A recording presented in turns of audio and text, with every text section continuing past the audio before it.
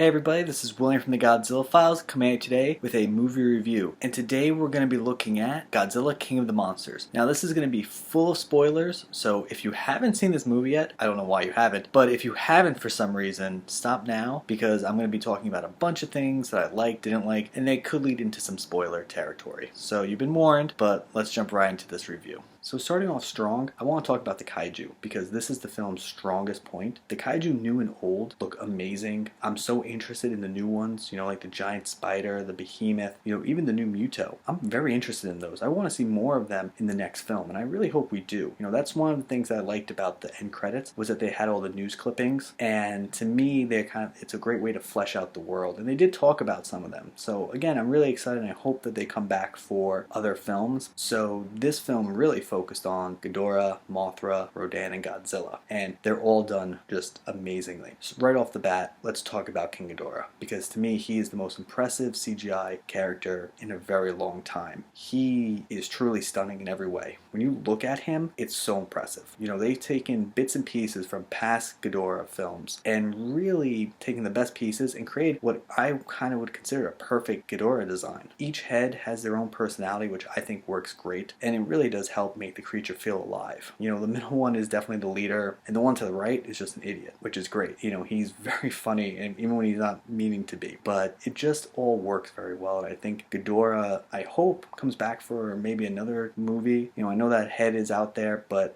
I would like to see him again because he was just so impressive. Another kaiju that I really ended up liking a lot and was Rodin. Rodin's first appearance out of the volcano was great, and then the whole entire chasing of the Argo scene is probably my favorite scene from the whole entire movie. It really showcased his speed, his abilities, and everything else like that. He looked really good. He looked like a firebird, and I think that was the best design choice that they could go with. I think this is one of the best Rodin designs since the original Rodin. And again, he also has a personality, something along the lines of Starscream from Transformers, but it's still a personality trait, and I like that. He's not just a giant monster, and I think that's really important. Now, going on to Mothra, she's amazing as well. They really built on the mythos of Mothra from past Godzilla films. So she's definitely the same Mothra that you know and love, but overall, to me, they've just kind of updated it for today's, audience, and it works great. I love her wings. Everything about her just looks great. Her update is definitely maybe the weakest out of all of them, but it's still really good. And that finally leaves us with Godzilla. I thought the 2014 design was great, but the little tweaks that they did here is great. I don't have any issues whatsoever. To me, he was another fleshed out character. His personality of this protector and savior is definitely here. You can definitely feel that when you look at him, the way he acts and everything else like that. He doesn't want to hurt us in any kind of way, but he's going to protect the world, and that shows throughout the whole entire film in my opinion. So again, little tweaks here and there, and this is another perfect Godzilla design. I even love the fact that they went back and changed his spikes to the original 54. And finally, we get to see a burning Godzilla, which to me looks stunning. I think this is what Toho was trying to go for in 1995. Seeing him walk towards Ghidorah and everything burning is just amazing. It looks stunning. Even when he does his atomic pulse attack, in that pulse you see Mothra's wings because she gave her energy to Godzilla. Like I said, everything about these kaiju is amazing, and really it is the film's strongest point. So that goes without saying that the kaiju action in this film is amazing. I definitely love a lot of the action sequences in this film. I think they do a great job showing the strengths of these monsters. Godzilla fights definitely hand-to-hand. Film is that if the hand-to-hand Showa style was not your favorite type of fighting style, they also have a lot of power attacks, like Godzilla's atomic breath, Ghidorah's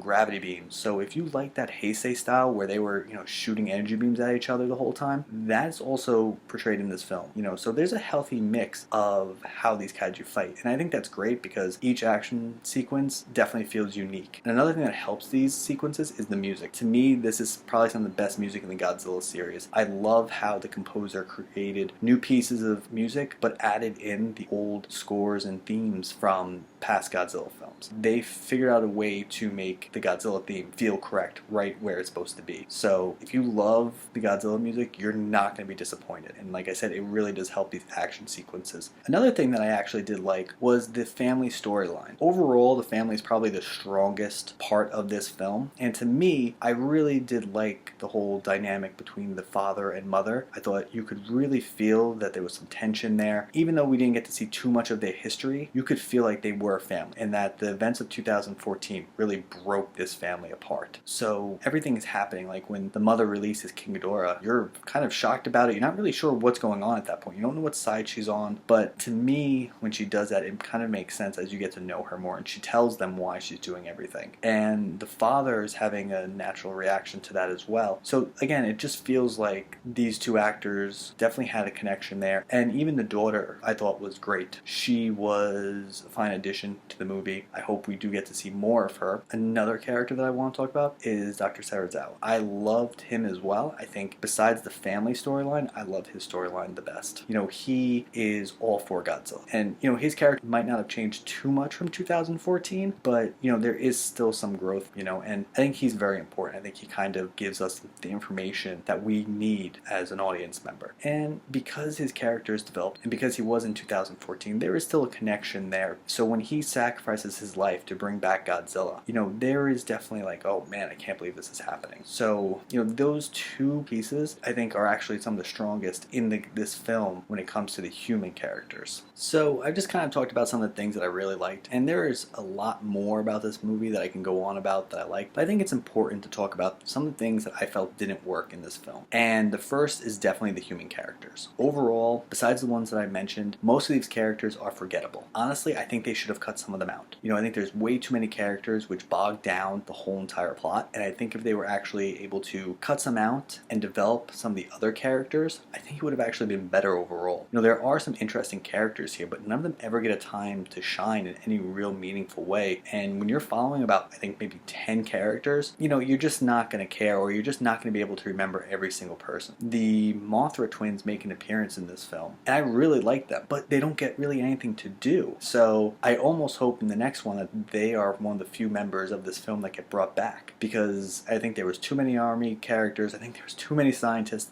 I think you got to cut those down moving forward. And that also means a terrorist group. There was nothing about them. We don't know really any of their plans. We don't know anything that's going on. Even at the end of the film, at the end credits, where they take the Ghidorah head, that's cool, but we really have no idea what their plans are yet. They were kind of just vague, and I feel like if you were able to give more time to them, we would have kind of understood why this was such a big deal. You know, again, getting rid of some of the characters would be a very good thing to do in future films. Another thing that I didn't particularly like was the oxygen destroyer. I kind of felt that, you know, this was a super weapon that should have kind of been talked about a little bit more before being used. It kind of just came out of nowhere, and, you know, being a Godzilla fan in the audience, I was like, oh wow, the oxygen destroyer, that's cool. But in reality, when you think about it, it doesn't really make sense. It just, they're like, oh, we've been working on the super weapon. That's it. And to me, that doesn't work. You know, there should have been some buildup. Maybe during the talks in the government section, they should have been saying things that kind of hinted at it, because at that point, we had no idea that the army even had weapons that could possibly defeat Godzilla. So when you kind of just release this out of nowhere, it just kind of feels random and just kind of thrown in. So I hope they kind of build up super weapons in the future films a little bit better. You know, I have no problem with the idea of these types of weapons, but I want them to be introduced in better ways. So probably my final real complaint about this film is the story itself. There's really nothing there that's all that exciting. It's very generic in many different ways, and I think this would have been a film that needed maybe one more editing process,